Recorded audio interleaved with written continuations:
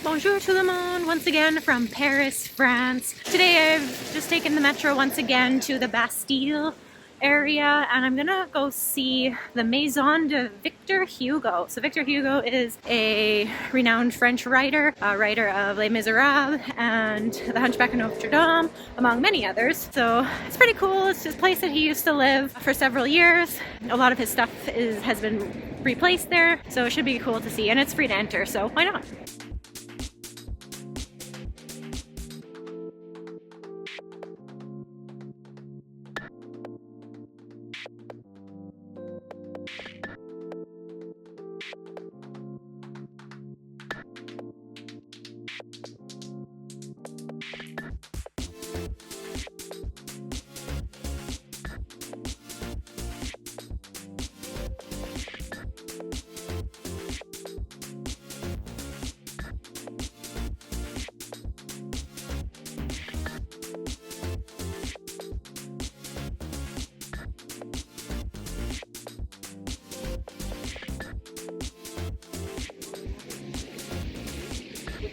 A gorgeous park, yet again.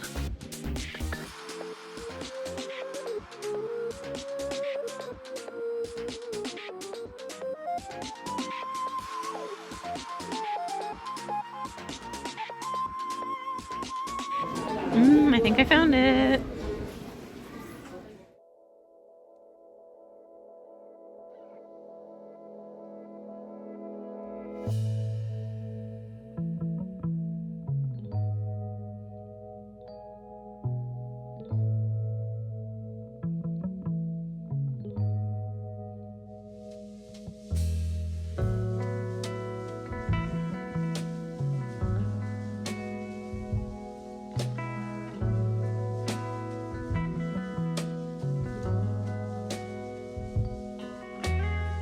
These are all paintings depicting scenes from the Hunchback of Notre Dame. Amazing.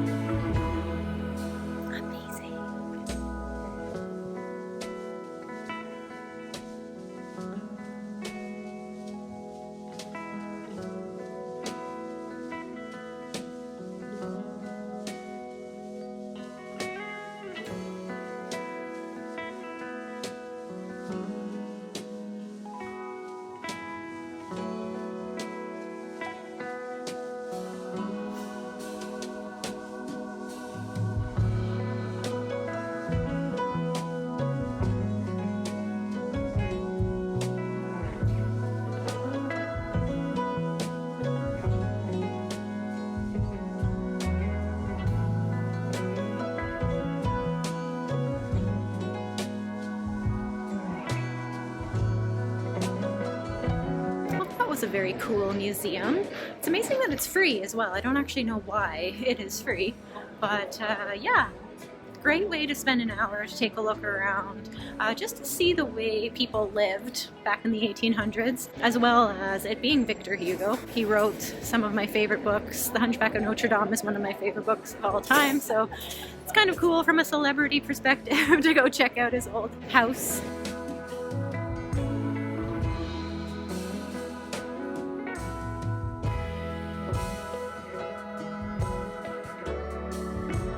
I'm gonna head back to my hotel now on foot, but I'm going to take a kind of roundabout way to get there. I'm gonna go through the Canal Saint-Martin. So this is a place I've wanted to visit for quite a while because it apparently has a lot of street art. Oh, another cathedral I've never heard of. Let's go check it out.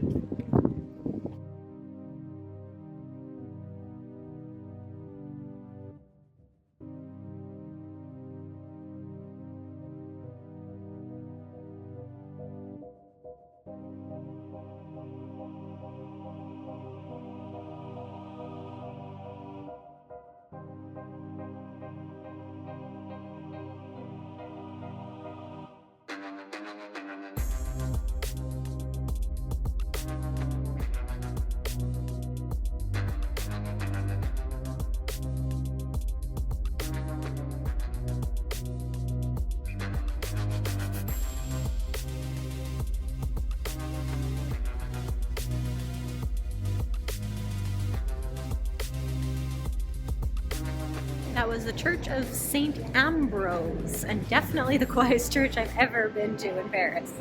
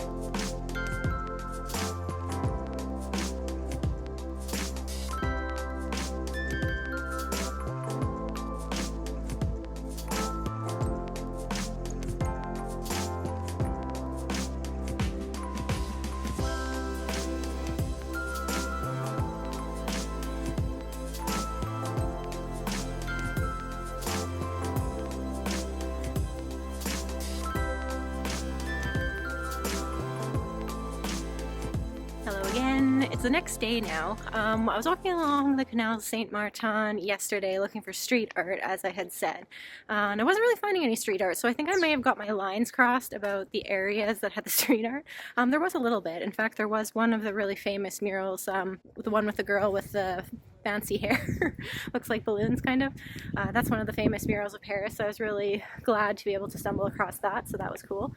But mostly it was like an area for bars, live music, really trendy kind of place, which had an awesome vibe, but since I was there by myself and not really in a party mood for a Saturday night, I just kind of took the train back to my area, which was fine, but on the train out, I happened to see a bunch of murals.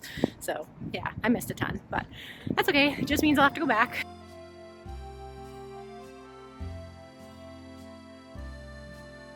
Here we have the only functioning vineyard within the Paris city limits. Beautiful area. Can you imagine living in a house in Paris that looks like this?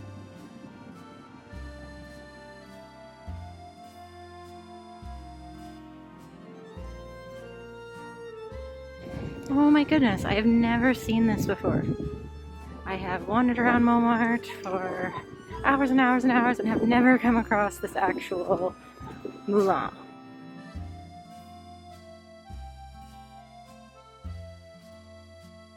I'm definitely gonna have to go have a glass of wine in there when Carl is back, for art history's sake, of course.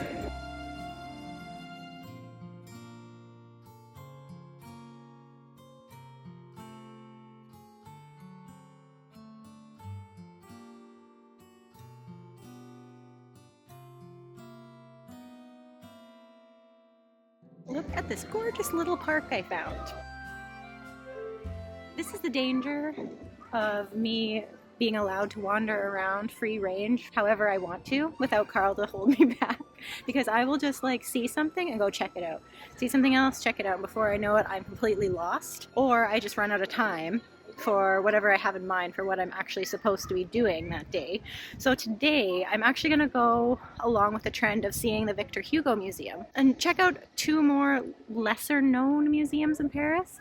Usually when people come to the city, especially for their first time, they're going to hit the major sites like the Louvre, the Eiffel Tower, Arc de Triomphe, Versailles, things like that, which are great, and I will revisit those a million times. But since this is my fourth time here, I want to see some of the lesser visited museums. So I'm going to check out first the Museum of Romantic Life. This is another free museum. I'm not sure exactly what to expect. I know it's another house, and there's a cafe there that I will also like to have a coffee in if I ever get there. At the moment I'm still stuck in Montmartre because I keep finding all these new places that I've never seen. So let's actually try to get to these museums.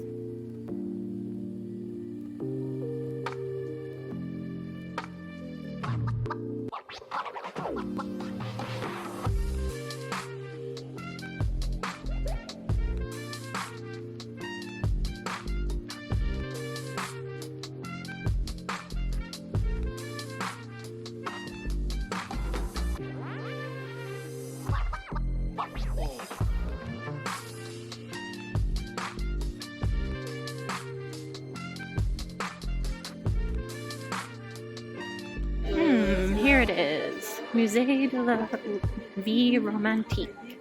Beautiful entrance.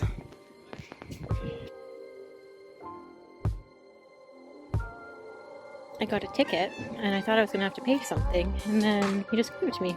€0.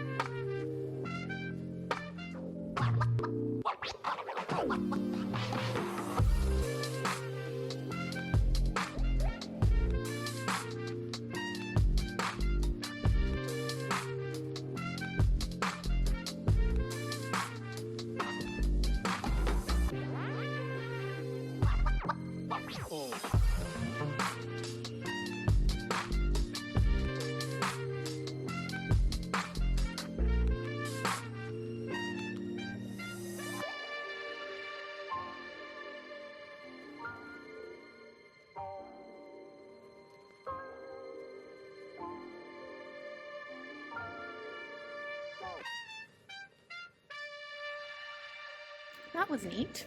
Just short and sweet visit. There is also a cafe here, so I'm going to see if the prices are alright.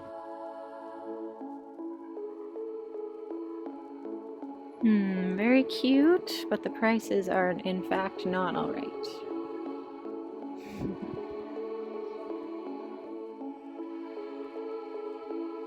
On to the next museum then. This one is called the Gustave Moreau Museum, and it's not free. It's actually €8 to get in, but there should be a lot more to see in this one. But first, I'm gonna eat something. This place looks good for lunch.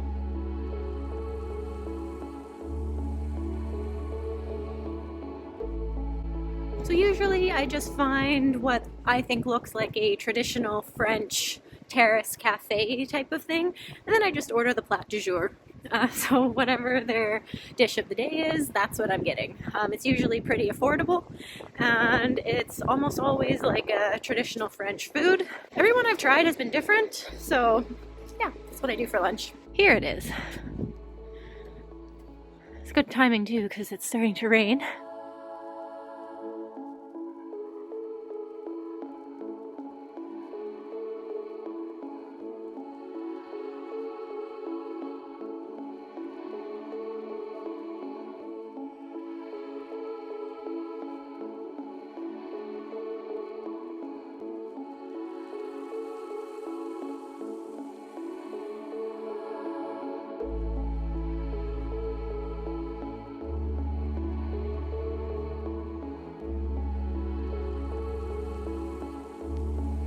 cool serving bowl.